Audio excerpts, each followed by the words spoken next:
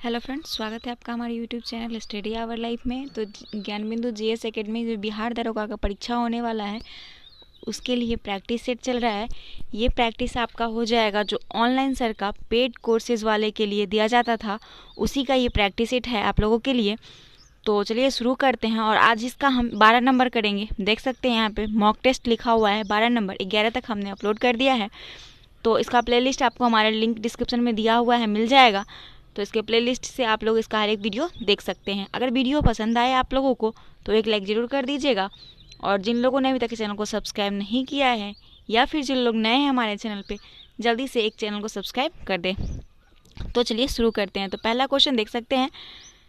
पहला क्वेश्चन है कि अमेरिका में दासों के आयात को किस वर्ष अवैध घोषित किया गया था। अमेरिका में दासों के आयात को किस वर्ष अवैध घोषित किया गया था? तो 1808 में इसे अवैध घोषित किया गया था। अगला क्वेश्चन है सोशल कॉन्ट्रैक्ट किसकी रचना है?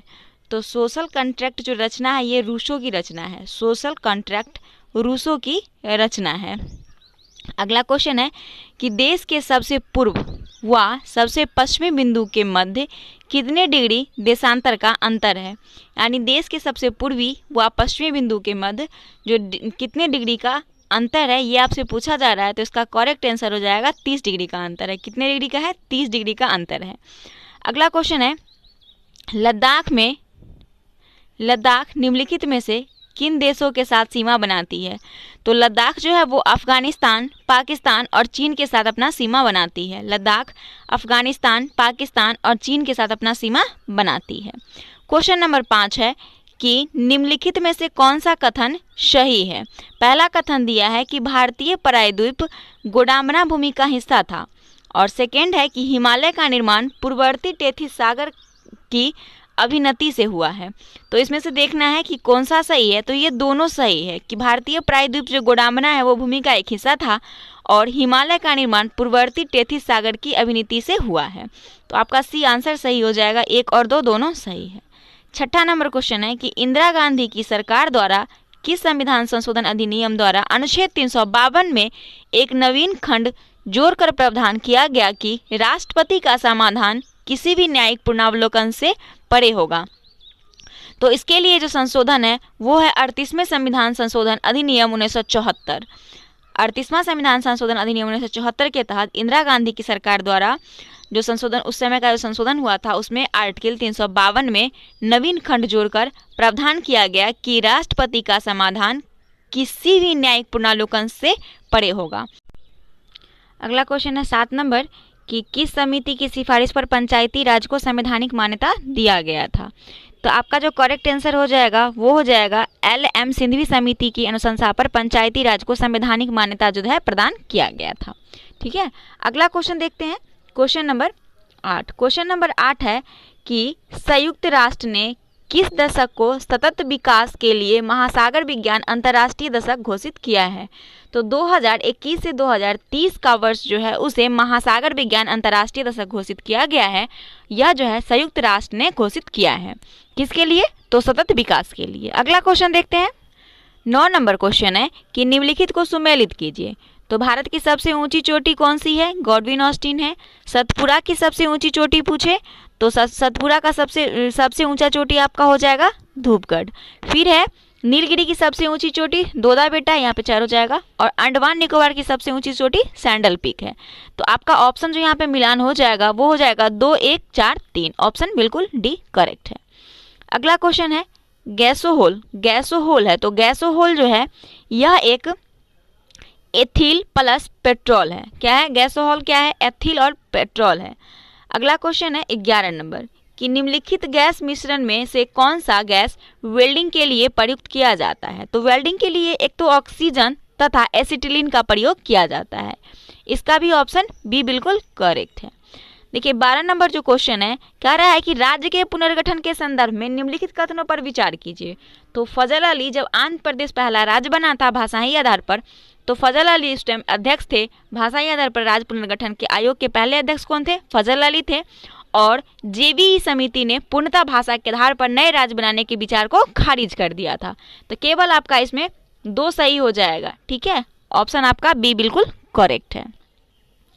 अगला क्वेश्चन है आपकी पूरी लंबाई यानी ऊंचाई का प्रतिबिंब देखने के लिए एक समतल दर्पण की न्यूनतम लंबाई कितनी होनी चाहिए?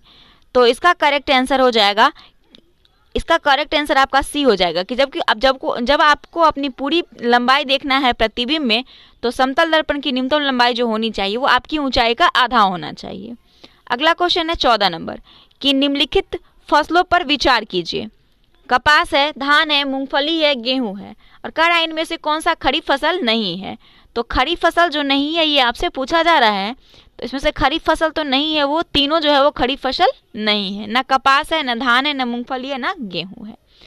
अगला क्वेश्चन देखिए 15 नंबर क्वेश्चन कहा जा रहा है कि भारत में कॉफी उत्पादन के संदर्भ में निम्नलिखित कथनों पर विचार कीजिए। किसके? कॉफी के उत्पादन में। तो कॉफी के उत्पादन में आपको यहाँ पे कथन दिख रहा है और ये कथन में देखना है कि कौन सा कथन जो है आपका सही है। तो सबसे पहले है कि कॉफी के उत्पादन के लिए वांछित तापमान कितना होना चाहिए? 16 डिग्री सेल्सियस से 28 डिग्री सेल्सियस तथा वर्षा जो है वो 15 से 200 सेंटीमीटर के मध्य होनी चाहिए। तो बिल्कुल कथन आपका सही है। दूसरा है कि विश्व के अन्य देशों के विपरीत भारत में कॉफी खेती सूर्य से प्रकाश में की जाती है, बिल्कुल गलत है। तीसरा है आपको कि रोबोस्ट और अरेबिका को पानी से भरपूर मिट्टी में लगाया जाता है, बिल्कुल सही है। और चौथा है कि भारत में कॉफी की फसल को शीतकालीन में होने वाले कॉफी रोट नामक रोग से काफी नुकसान होता है, तो ये भी गलत है। तो आपका सही जो हो जाएगा वो 1 और 3 बिल्कुल करेक्ट है, ऑप्शन सी सही हो जाएगा। देखिए 16 नंबर क्वेश्चन है कि भारत में आर्थिक उदारीकरण शुरू हुआ। तो भारत में जो आर्थिक उदारीकरण जो शुरू हुआ ये कहाँ से हुआ, ये आपसे पूछा जा रहा है। तो इसका करेक्ट आंसर है कि औद्योगिक लाइसेंस नीति में वास्तविक बदलाव के साथ जो हुआ भारत में आर्थिक उदारीकरण शुरुआत हुआ। ये अगला क्वेश्चन है कि जीव मंडल बायोस्फीयर के संगठन विभिन्न स्तरों के बारे में निम्नलिखित में से कौन सा अनुक्रम सही है? तो जीव, जनसंख्या, पारिस्थितिक तंत्र और जीव मंडल, ये अनुक्रम जो है वो बायोस्फीयर के संगठन के स्तर के बारे में बिल्कुल करेक्ट है। 18 नंबर क्वेश्चन कह रहा है कि किसका मिलान गलत है? इसमें गर्म हवा का नाम दिया हुआ और देश का नाम दिया हुआ मिलान करना है। तो ट्रोमोंटेन जो है वो उत्तरी अमेरिका का नहीं बल्कि मध्य यूरोप का है। कहाँ का है? मध्य यूरोप का ये है, ठीक है। ट्रोमोंटेन मध्य यूरोप का गर्म हवा है। आइला फ्रांस का है, बरगस दक्षिण अफ्रीका और शामून ईरान का। तो बाकी सही भी सही है, आपका मिलान ए जो है वो गलत है। 19 नंबर क्वेश्चन है किसका मिलान गलत है? तो इसमें विश्व वन जीव दिवस मनाया जाता है 3 मार्च को, अंतर्राष्ट्रीय महिला दिवस 8 मार्च को, विश्व मौसम विज्ञान दिवस 23 मार्च को और विश्व टीबी दिवस मनाया जाता है 24 मार्च को। तो ये मिलान आपका सही नहीं है। विश्व टीबी दिवस जो मनाया जाता है वो 24 मार्च को। अगला क्वेश्चन है कि संविधान के किस अनुच्छेद के तहत राज्यपाल के क्षमादान करने की शक्ति प्रदान की गई है? किस आर्टिकल में जो है वो राज्यपाल को क्षमादान करने की शक्ति प्रदान की गई है? तो आर्टिकल आपका 161 जो है जिसमें जिसमें राज्य के राज्यपाल जो होंगे वो क्षमादान शक्ति रखते हैं। अगला 21 नंबर क्वेश्चन है कि मानव का दुर्व्यवहार और बेगार बालंत श्रम का प्रतिषेध की बात कौन सा अनुच्छेद करता है? तो बालंत श्रम जो होता है यानी ये बच्चे के द्वारा जो काम कराया जाता है किसी फैक्ट्री वगैरह में जबरन कोई काम कराया जाता है तो उस बाल श्रम बोलते हैं। इसमें जो इसका कौन सा आर्टिकल है ये कहा जा रहा है। तो आपका आर्टिकल 23 हो जाएगा। आर्टिकल 23 बिल्कुल करेक्ट आंसर है। अगला क्वेश्चन देखिए, भारतीय संविधान के अंतर्गत कौन अधिकारिता या रिट का विस्तार कर सकती है? तो इसका जो करेक्ट आंसर हो जाएगा वो आपका हो जाएगा ऑप्शन डी। सांसद जो है वो भारतीय संविधान के अंतर्गत रिट का विस्तार कर सकती है। अगला क्वेश्चन है नासा के निम्नलिखित में से किस मिशन का लक्ष्य भविष्य में चंद्रमा पर मनुष्य को भेजना है? तो इसका जो करेक्ट आंसर हो जाएगा वो ऑप्शन सी आर्टेमियस। आर्टेमियस नासा का प्रमुख मिशन के तहत लक्ष्य रखा गया है कि भविष्य में चंद्रमा पर मनुष्य को भेजना है। कौन सा मिशन का लक्ष्य है इसका? आर्टेमियस का। यह नासा के द्वारा रखा गया है। अगला क्वेश्चन है पांगांग तोइसो झील जिससे होकर भारत और चीन के बीच वास्तविक नियंत्रण रेखा LAC गुजरती है स्थित है? तो इसका करेक्ट लद्दाख में है। पांगांग तोसी झील यह जो है भारत और चीन के बीच वास्तविक नियंत्रण रेखा से गुजरती है, कहाँ? लद्दाख में। अगला क्वेश्चन है 25 नंबर, गगनयान परियोजना के संदर्भ में निम्नलिखित कथनों पर विचार कीजिए। गगनयान परियोजना के बारे में कहा जा रहा है। तो गगन परियोजना के बारे में कि यह भारत का पहला मानव अंतरिक्ष मिशन है, करेक्ट है।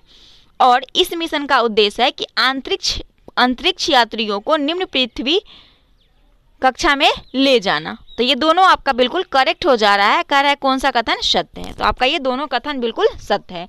गगनयान परियोजना का जो मतलब कथन है वो कह रहा है कि यह भारत का पहला मानव अंतरिक्ष मिशन है, बिल्कुल करेक्ट है। और इस मिशन का उद्देश्य है कि अंतरिक्ष यात्रियों को निम्न पृथ्वी कक्षा में ले जाना। हमारे सौरमंडल के संदर्भ में इनमें से क्या सही नहीं है?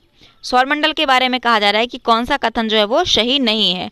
तो सबसे पहले मंगल एक लाल ग्रह है, बिल्कुल सही। यहाँ नाइट्रोजन और ऑक्सीजन प्रचुर मात्रा में है, सही है। क्षुद्र ग्रह बृहस्पति और मंगल ग्रहों के बीच पाया जाता है, ये भी सही है। बृहस्पति सबसे विशाल ग्रह है जहाँ श्वसन संभव नहीं है और इसका वायुमंडल हाइड्रोजन और हाइड्रोजन के यौगिक जैसे मीथेन से भरपूर है, ये भी सही है। बुध शुक्र मंगल बृहस्पति आंतरिक ग्रह शेष बाहरी ग्रह, तो ये आपका बिल्कुल गलत है। बुध शुक्र मंगल ये आपका आंतरिक ग्रह हो जाएगा, सॉरी ये बाहरी ग्रह है ना कि आंतरिक ग्रह है, तो आपका ये करेक्ट नहीं है। तो ऑप्शन डी इसका करेक्ट आंसर हो जाएगा। अगला क्वेश्चन देखिए 27 नंबर, सूची 1 को सूची 2 के साथ सुमेलित कीजिए। यहाँ पे प्रायद्वीप का नाम दिया हुआ और भौगोलिक स्थिति दिया हुआ, इसमें आपको मिलान करना है। तो सबसे पहले दिया हुआ आइबेरियन प्रायद्वीप, आइबेरियन प्रायद्वीप बिस्के की खाड़ी, बिल्कुल करेक्ट है। बल्कन प्रायद्वीप, बल्कन प्रायद्वीप काला सागर, ये भौगोलिक स्थिति बिल्कुल करेक्ट है। कोला प्रायद्वीप ये श्वेत सागर, सही है। केप यार्क प्रायद्वीप ये आपका हो जाएगा कारपेंट्रिया की खाड़ी, ये भी सही है। तो ऑप्शन बी बिल्कुल आपका करेक्ट है। 1 2 3 4। अगला क्वेश्चन है श्रेष्ठ बाजार का अर्थ क्या है? तो श्रेष्ठ बाजार का अर्थ हो जाएगा सरकार प्रतिभूतियों का बाजार। अगला 29 नंबर क्वेश्चन कर रहा है कि सूची 1 को सूची 2 के साथ सुमेलित कीजिए तथा सूचियों के नीचे दिए गए कूट से सही उत्तर का चयन कीजिए। सूची 1 में आपका विषय दिया हुआ है, उसके बाद आर्टिकल दिया हुआ है। तो इसमें क्या करना है, आपको मिलान करना है कि कौन सा सही है। तो इसमें आपका जो करेक्ट हो जाएगा सबसे पहले ये हो जाएगा संसद का गठन, आर्टिकल आपका हो जाएगा 79 बिल्कुल करेक्ट है। राज्य भाषा की संरचना अनुच्छेद 80 ये भी करेक्ट है। लोकसभा की संरचना आर्टिकल 81 ये भी सही है। संसद के सत्र सत्रावासन एवं विघटन अनुच्छेद 85, तो आपका सही इसमें ए हो जाएगा। अगला क्वेश्चन देखिए, महान्यायवादी भारत का सर्वोच्च विधि अधिकारी होता है, इस संबंध में कौन सा कथन सत्य है? तो महान्यायवादी के बारे में पूछा जा रहा है कि कौन सा कथन सही है। तो महान्यायवादी इसकी नियुक्ति राष्ट्रपति के द्वारा की जाती है तथा वह अपनी नियुक्ति 5 वर्ष या 65 वर्ष आयु उम्र तक पद धारण करता है। तो बिल्कुल आपका जो हो जाएगा ये गलत दिया हुआ है, ये कथन सही नहीं है महान्यायवादी के बारे में, तो इसे तो पहले ही कट कर देंगे।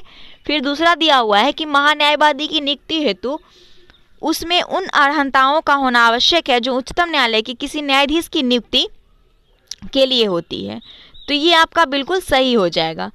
तीसरा है कि यद्यपि महान्यायवादी को संसद के दोनों सदनों की कार्यवाही में भाग लेने या बोलने का अधिकार प्राप्त होता है, लेकिन ये एक संसद सदस्य की तरह सभी भत्ते एवं विशेषाधिकार उसे प्राप्त नहीं होता है। तो ये भी आपका करेक्ट नहीं है, केवल इसमें 2 जो हो जाएगा वो सही हो जाएगा। तो ऑप्शन ए बिल्कुल करेक्ट है, केवल 2 सही है।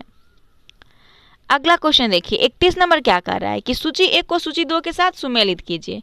यहाँ पे जंतु का नाम दिया हुआ और उसके संघ का नाम दिया हुआ है, इसमें आपको मिलाना है कि कौन सा मिलान आपका सही होगा।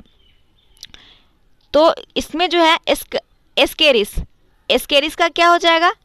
एस्केरिस का हो जाएगा सूत्रकृमि संघ यानी नेमेडोटा। सूत्रकृमि का है तो इंग्लिश में इसको नेमोडोटा कहा जाता है।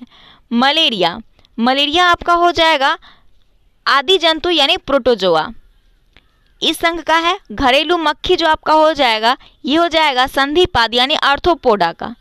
और गाय जो आपका स्तनी वर्ग का आता है यानी मैमेलिया, स्तनी वर्ग को इंग्लिश में क्या कहते हैं? मैमेलिया कहते हैं। तो ऑप्शन आपका बिल्कुल एक करेक्ट हो जाएगा।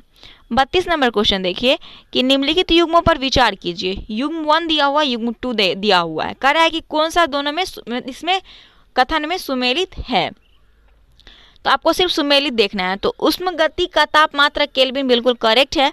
पदार्थ की मात्रा मोल होता है, सही है। ज्योति तीव्रता का मात्रा कैंडेला होता है, तीनों सही है। अगला क्वेश्चन है कि निम्नलिखित कथनों पर विचार कीजिए। न्यायालय ने संपत्ति के अधिकार को संविधान के मूल ढांचे का तत्व माना है, तो सही है। दूसरा है कि 44वें संविधान संशोधन अधिनियम 1978 में संपत्ति के अधिकार को मौलिक अधिकार की सूची से निकालकर आर्टिकल 301 के अंतर्गत सामान्य कानूनी अधिकार बना दिया गया है। तो उपयुक्त में से कौन सा कथन असत्य है? तो केवल एक जो था वो असत्य है, आपका ये सेकेंड जो है बिल्कुल सही है। क्या हुआ, संपत्ति के अधिकार को मौलिक अधिकार से हटाकर अब क्या कह दिया, कानूनी अधिकार आर्टिकल 301 में रखा गया है। अगला है हड़प्पा संस्कृति के विस्तार के संदर्भ में चोलिस्तान शब्द का प्रयोग किस क्षेत्र के लिए किया गया था? तो चोलिस्तान शब्द का प्रयोग जो है वो थार रेगिस्तान से लगा हुआ पाकिस्तान का रेगिस्तानी क्षेत्र के लिए किया गया था हड़प्पा संस्कृति के विस्तार में। 35 नंबर क्वेश्चन देखिए, 35 नंबर क्वेश्चन आपसे कहा जा रहा है कि विभिन्न जीवों में जनन के संदर्भ में निम्नलिखित कथनों पर विचार कीजिए। ईस्ट में जनन मुकुलन के माध्यम से होता है, शैवाल में जनन प्रक्रिया खंडन के माध्यम से संपन्न होता है। अगला है मॉस और फर्न में जनन बीजाणु के द्वारा होता है। तो तीनों कथन क्या है आपका, सही है। 36 नंबर क्वेश्चन है, 36 नंबर क्वेश्चन कह रहा है कि मुगल की मनसबदारी व्यवस्था के संबंध में निम्नलिखित कथन पर विचार कीजिए। मनसबदारी व्यवस्था के बारे में, अकबर की अपेक्षा जहांगीर मनसबदारों के प्रति सवार अधिक वेतन देता था। बिल्कुल सही है।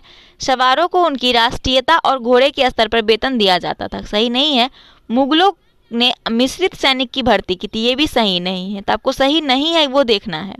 तो ये जो है आपका सही नहीं होगा, बाकी केवल एक सही हो जाएगा। ठीक है। अगला क्वेश्चन दिया हुआ है कि किसका मिलान गलत है। तो दिया हुआ है किसका मिलान गलत है, ये आपको देखना है। तो यहाँ पे दिया हुआ है कि किसका मिलान गलत है। तो देखिए यहाँ पे दिया हुआ है आपको कि नुनीज जो था अच्युत राय सही है, बारबोसा कृष्णदेव राय के, अब्दुल रज्जाक देवराय द्वितीय के दरबार में आया था, और डोमिंग पायस जो था यह जो था पुर्तगाली यात्री था, और यह जो आया था विजयनगर के शासक कृष्णदेव राय के शासनकाल में। तो आपका प्रथम नहीं, देवराय नहीं होगा, यहाँ पे हो जाएगा आपका कृष्णदेव राय। ठीक है। तो ये आपका मिलान सही नहीं है। अगला क्वेश्चन देखिए,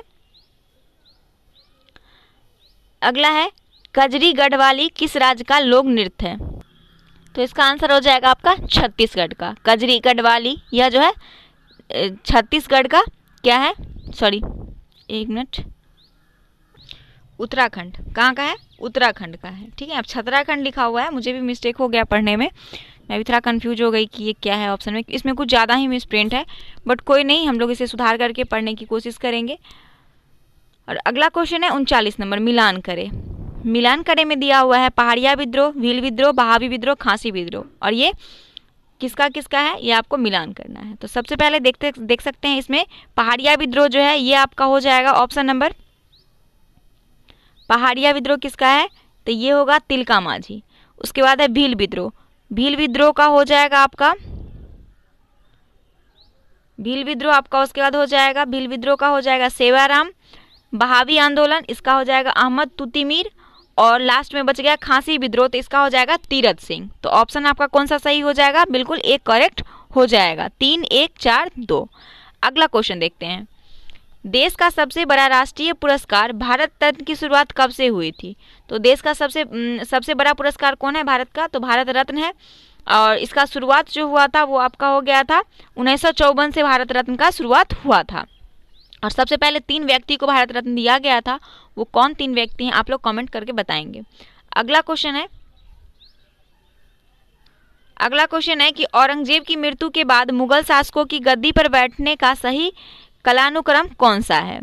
औरंगजेब की मृत्यु के बाद जो मुगल शासक था उसका सही क्रम आपको बताना है। तो सबसे पहले बहादुर शाह प्रथम आया था, फिर जहांदर शाह आया था, फिर फर्रुखशियार आया था, फिर शाह आलम द्वितीय आया था। आपका ऑप्शन बिल्कुल एक करेक्ट हो जाएगा। अगला क्वेश्चन देखिए 42 नंबर, भारत में अविश्वास प्रस्ताव के विषय में निम्नलिखित कथनों पर विचार कीजिए। अविश्वास प्रस्ताव के बारे में, तो भारत के संविधान में किसी अविश्वास प्रस्ताव का कोई उल्लेख नहीं है, तो ये आपका सही है। और अविश्वास प्रस्ताव केवल लोकसभा में ही पुनः स्थापित किया जा सकता है। तो दोनों कथन में से आपका जो है दोनों बिल्कुल करेक्ट है। 42 का आपका ऑप्शन सी बिल्कुल करेक्ट है। अगला क्वेश्चन देखिए, अकबर के दरबार में सुलेखाकार का नाम क्या है जिसे जरीन कलम या स्वर्ण कलम के नाम से सम्मानित किया गया था? जरीन कलम या स्वर्ण कलम के नाम से किन्हें सम्मानित किया गया था? जो अकबर के दरबार के सुलेखाकार थे। तो इसका करेक्ट आंसर हो जाएगा option number C, Mohammad Hussain थे। जरीन कलम या स्वर्ण कलम जो है मोहम्मद हुसैन को कहा गया था। अगला क्वेश्चन है मिलान, किसका मिलान गलत है? समाचार पत्र और उसके संस्थापक का नाम दिया हुआ है, आपको देखना है कौन सा मिलान गलत। तो इसमें मीरात उल अखबार राजा राम मोहन राय सही है। इंडियन मिरर का हो जाएगा आपका मनमोहन घोष और एक थे देवेंद्र नाथ टैगोर। ठीक है, तो आपका ये जो है आपका सही नहीं है। सोम प्रकाश द्वारिकानाथ विद्याभूषण सही है। हिंदू इसके G.S. अय्यर, सभी मिलान सही है, आपका मिलान बी सही नहीं है। अगला क्वेश्चन है 45 नंबर, निम्नलिखित घटनाओं को उसके काल क्रमानुसार व्यवस्थित करें। तो इसका जो करेक्ट मिलान हो जाएगा वो आपका हो जाएगा, एक तो हो जाएगा सबसे पहले मुस्लिम लीग की स्थापना हुआ था, सही है, पहला ये हुआ था। उसका जालियांवाला बाग हत्याकांड हुआ था, फिर आपका हुआ था खिलाफत आंदोलन, उसके बाद चौरा चौरी कांड हुआ था। ठीक है, क्योंकि जालियांवाला बाग और खिलाफत आंदोलन का ईयर दोनों का एक ही था, चौरा चौरी उसके बाद हुआ था। तो आपका ऑप्शन बिल्कुल सी करेक्ट हो जाएगा। अगला क्वेश्चन देखिए, अगला क्वेश्चन कह रहा है कि किसका मिलान गलत है? तो शाहनामा फिरदौसी का है, उसके बाद दिया हुआ है कदम्बरी बाणभट्ट का है, प्रेम बाइट का रसखान का है, और अनामिका किसका है? तो अनामिका आपका हो जाएगा, अनामिका किनका पुस्तक है? तो अनामिका आपका हो जाएगा त्रिपाठी का है, सूर्यकांत त्रिपाठी का है। किसका है? अनामिका सूर्यकांत त्रिपाठी की रचना है। ठीक है, अगला क्वेश्चन देखिए, अगला क्वेश्चन कह रहा है कि 47 नंबर की निम्नलिखित घटनाओं को कालक्रमानुसार सजाइए। सुंगौली की संधि, मंगलोर की संधि, अमृतसर की संधि, सालवाई की संधि। तो यहाँ पे दिया हुआ है कि सुंगौली की संधि, तो सुगौली की संधि कब हुआ था? तो सुगौली का संधि आपका हो गया था 4 मार्च। 4 मार्च कब हुआ था? 1816 को। सुगौली की संधि 4 मार्च 1816 को हुआ था। फिर अमृतसर की संधि जो हुआ था 1809 को हुआ था। ठीक है, और फिर मंगलौर की संधि जो आपका हुआ था ये हुआ था 11 मार्च हुआ था, 11 मार्च 1784 को हुआ था, 1784 को। और बचा सलवाई की संधि तो 1782 में हुआ था, 1782 में 17 मई 1782 को हुआ था। तो इसमें आपका जो क्या करना है, कालक्रमानुसार के सजाना है। तो चलिए देखते हैं। तो ऑप्शन आपका बिल्कुल इसमें जो सही हो जाएगा वो 47 का ऑप्शन ए बिल्कुल करेक्ट हो जाएगा। 4 3 2 1 1782।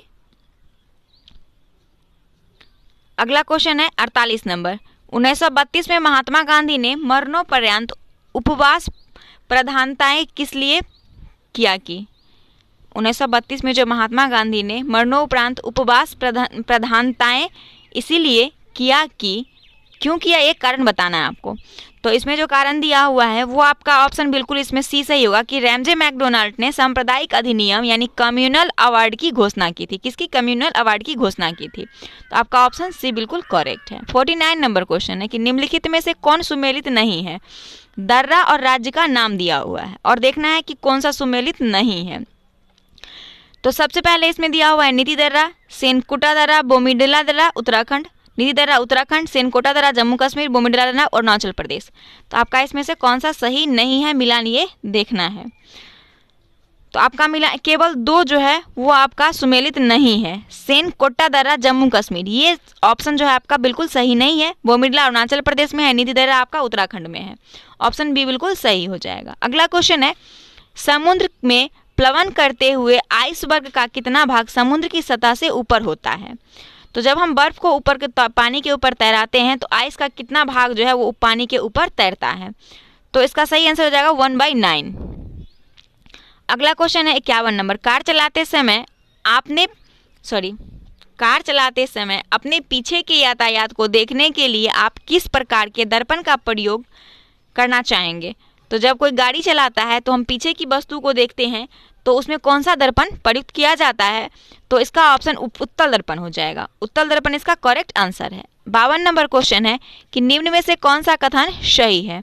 भारत में रासायनिक उर्वरक उद्योग की शुरुआत 1906 में रानीपीट तमिलनाडु में सुपर फॉस्फेट संयंत्र की स्थापना हुई थी। दूसरा दिया हुआ है प्लास्टिक उद्योग को सनराइज इंडस्ट्री कहा जाता है। तीसरा है भारत में अखबारी कागज की पहली मिल मध्य प्रदेश के नेपाल नगर में 1947 में स्थापित की गई थी। इसमें आपका तीनों जो है वो सही दिया हुआ है। अगला क्वेश्चन देखिए 43 नंबर, प्रोजेक्ट दंतक के अंतर्गत किस देश में एक विशाल सड़क अवसंरचना का निर्माण किया जा रहा है? तो प्रोजेक्ट दंतक के तहत भूटान में जो है विशाल सड़क अवसंरचना का निर्माण किया जा रहा है। कौन सा प्रोजेक्ट है? दंतक। डेड बॉल शब्द का संबंध किस खेल से है? तो डेड बॉल शब्द का संबंध जो है ये आपका हो जाएगा बास्केटबॉल से संबंधित है। तस्मान सागर एवं दक्षिणी सागर की कौन सी जल संधि जोड़ती है? तो तस्मान सागर जो है ये आपका जोड़ता है जल संधि, बास जल संधि जो है तस्मान सागर और दक्षिणी सागर जल संधि को जोड़ती है। 56 नंबर, रासायनिक दृष्टि से सिंदूर है। तो रासायनिक दृष्टि से जो सिंदूर है वो क्या है? तो वह मर्क्यूरिक सल्फाइड है। क्या है? Mercuric sulphide, mercuric sulphide. अगला क्वेश्चन है 57 नंबर, स्टेनलेस स्टील बनाने के लिए लोहे में क्या मिलाया जाता है? तो क्रोमियम और निकेल को मिलाया जाता है स्टेनलेस स्टील बनाने के लिए। ऑप्शन डी बिल्कुल करेक्ट है। अगला क्वेश्चन है, पानी की अस्थायी कठोरता के लिए निम्न में से कौन सा उत्तरदायी है? तो कैल्शियम और मैग्नीशियम के क्लोराइड व सल्फेट। भोजन विषवक्ता का कारण क्या है?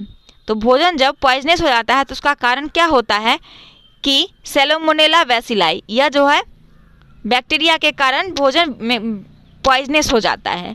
अगला है 60 नंबर क्वेश्चन, थैलेसीमिया की रोगी में शरीर निम्न के संश्लेषण की क्षमता नहीं रखता है। तो थैलेसीमिया की जो रोगी होता है वो हीमोग्लोबिन संश्लेषण की क्षमता नहीं रखता है।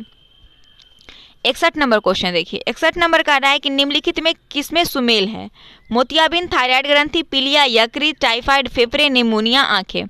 तो इसमें से कह रहा है कि सुमेल है, तो इसका करेक्ट आंसर हो जाएगा ऑप्शन नंबर बी, पीलिया, यकृत। बाकी सभी सुमेलित नहीं है। मोतियाबिंद आंख में होता है ना कि थायराइड में। टाइफाइड जो है ये आपको किस में होता है?